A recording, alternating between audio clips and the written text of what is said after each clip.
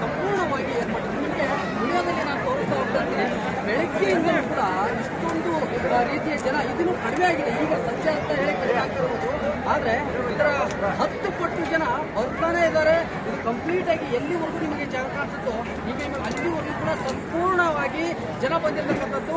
ಇಲ್ಲಿ ಇರ್ತಕ್ಕಂತಹ ಒಂದು ದರ್ಗಾಕ್ಕೆ ಭೇಟಿಯನ್ನು ಕೊಟ್ಟು ಇಲ್ಲಿ ಒಂದು ಆಚರಣೆ ಮಾಡತಕ್ಕಂತಹ ಹಬ್ಬ ಏನಿದೆಯೋ ಅದರಲ್ಲಿ ಪಾಲ್ಗೊಳ್ತಾರೆ. ಅದರ ಜೊತೆಗೆ ಇವತ್ತು ಏರ್ಪಟ್ಟಿರ್ತಕ್ಕಂತಹ ಜಂಡೆ ಕಾರ್ಯಕ್ರಮದ ವಿಡಿಯೋಗಳನ್ನು ನಾನು ಖಂಡಿತ ತೋರಿಸ್ತಾ ಹೋಗ್ತೀನಿ.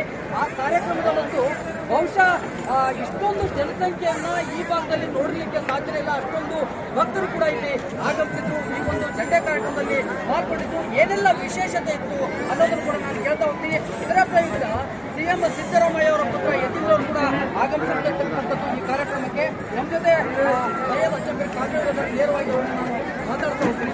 ನಮಸ್ತೆ.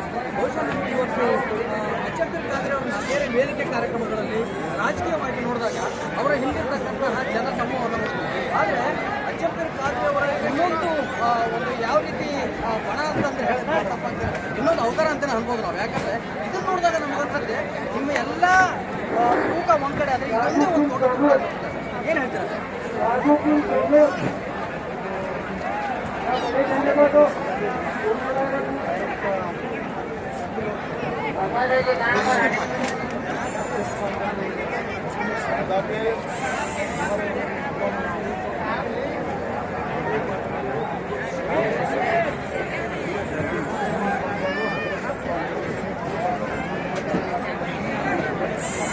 चल गए